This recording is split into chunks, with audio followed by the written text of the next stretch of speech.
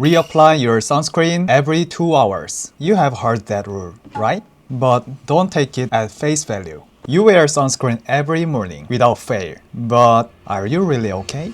Sunscreen applied wrong is often worse than no sunscreen at all. Done right, you look 10 years younger. Done wrong, 20 years older. So today, the 7 sunscreen mistakes I see everywhere. You are wearing it every day anyway. Might as well wear it right. Check yourself as we go and count how many of the 7 apply to you. 2 answers you will take home today. How to reapply over makeup without ruining it, and double cleansing. Do you really need it? You are clearly wearing it, so why doesn't it seem to work? Most people are missing this one thing. When I explain this, every single person is shocked. Number 1. So, that 2-hour rule. Is it fake? No, it's real. It comes straight from the FDA. But there's a trap nobody tells you about. This rule was written for outdoor exposure. Sweating, swimming, direct sun all day long. It's a beach rule, not a rule for you. Sitting in an air-conditioned office, staring at a monitor. But people here every 2 hours think, no, that's impossible, and just give up. The result? Zero reapplication all day. That morning layer, that's all you've got. This is the real mistake. Not being 3 hours late, never reapplying at all. Under my last video, someone asked exactly this. What if I'm 3 hours late? What if I just forget?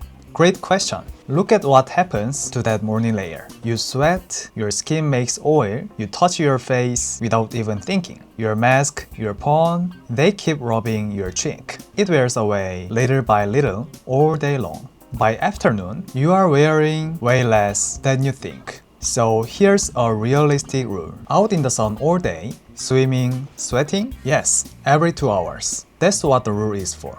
But a normal indoor day? Forget perfect. Just once. One reapplication around lunchtime.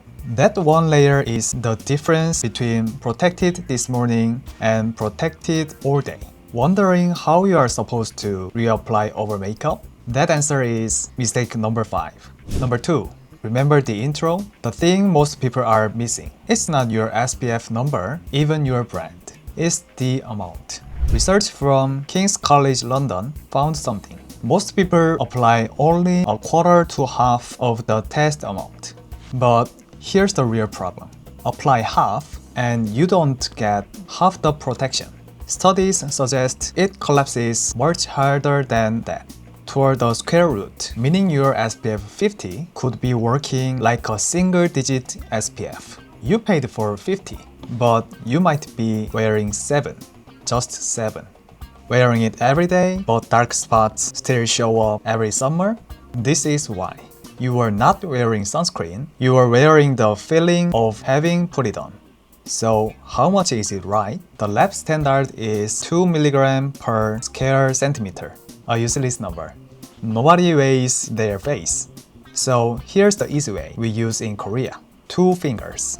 Squeeze one line of sunscreen down your index finger and one down your middle finger. That's one face. Yes, it looks like a lot.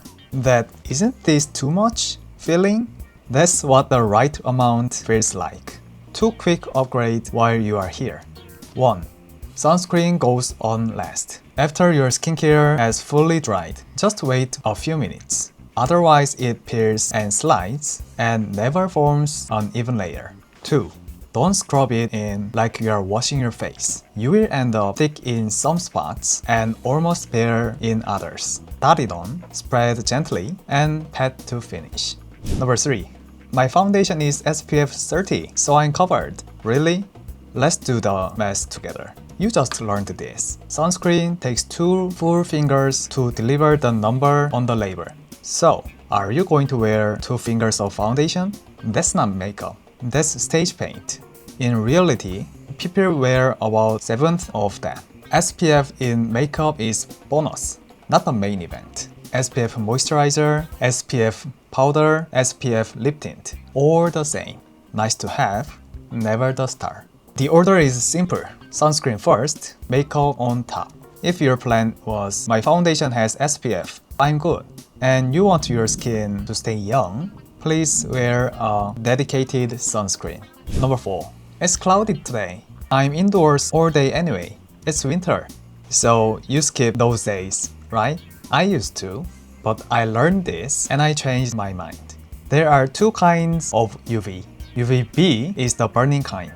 Window glass mostly blocks it. But UVA, the aging kind, the one behind wrinkles and dark spots, goes straight through glass. Sitting within 1 meter of a window, you are getting UVA. If you drive a lot, look up photos of long-haul truck drivers. The window side of the face is visibly older than the other side. That's not an exaggeration. That's the case of UVA coming through glass every single day. And cloudy days, a big share of UV comes right through the clouds. A gray sky is not sunscreen. This is why Korean sunscreens carry 2 ratings. SPF blocks UVB, PA blocks UVA. Those plus things after the levels. More pluses, stronger UVA defense. Spending hours a day by window or in a car, that indoors keep quietly eating away at your skin. Number 5. The question I promised at the start. How do you reapply over makeup? Let me show you 2 tools we use in Korea. First, the sun cushion. Think of a cushion compact, but with sunscreen inside instead of foundation. You press the puff and pat it over your makeup. Just 톡톡톡. Don't drag, don't rub. Just pat. Because you are patting, your base doesn't budge, and you get a little touch-up effect for free. Second, the sunstick. You have probably heard of this one. The sunscreen you can use over makeup, but honestly, no matter how gently I glide it on, my makeup still comes off. So if the stick doesn't work for you, or you just can't reapply at lunch, try a setting spray. On days packed with meetings and shoots, I do this myself. Sunscreen, makeup, then spray on top. It locks your makeup down and your sunscreen lasts longer too. One thing though, it's not the same as reapplying directly. So just keep that in mind. Now, fix everything so far and you are using sunscreen at 100%. But hold on. You clicked on a Korea skincare channel. You didn't come here for 100%. The last 2 mistakes are the ones even good sunscreen users make, like me. Let's go to 200%. Number 6. Face-only sunscreen. Like your face is the only skin you own. A Korean dermatologist said something once, and it stuck with me. Patients coming in for neck wrinkle treatments, they pay serious money. Half of them had never once put sunscreen on their neck. 20 years of care for face, 0 for the neck. And the neck is the first thing that tells your age. The commonly skipped spots are all similar. Ears, especially if your hair is up or short, they are fully exposed. They burn, spot, wrinkle early.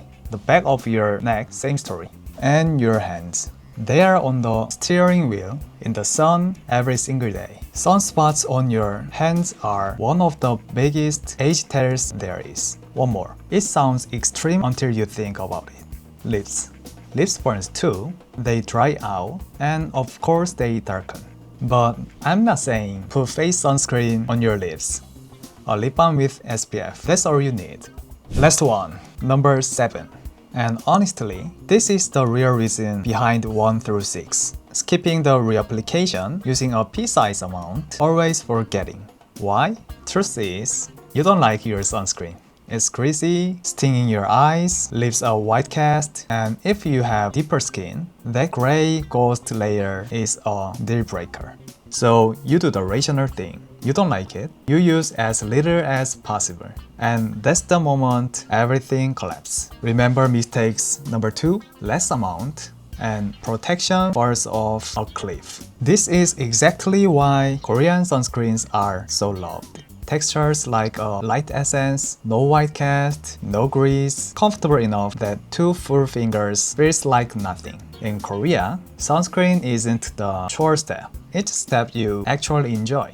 When you like it, you naturally use enough. So, the final prescription isn't a technique. Find a sunscreen you actually want to wear. Okay, Jin, so which one? Today's video is already running long. In the next video, I'm bringing you the complete sunscreen guide. Climate, skin type, texture, all of it.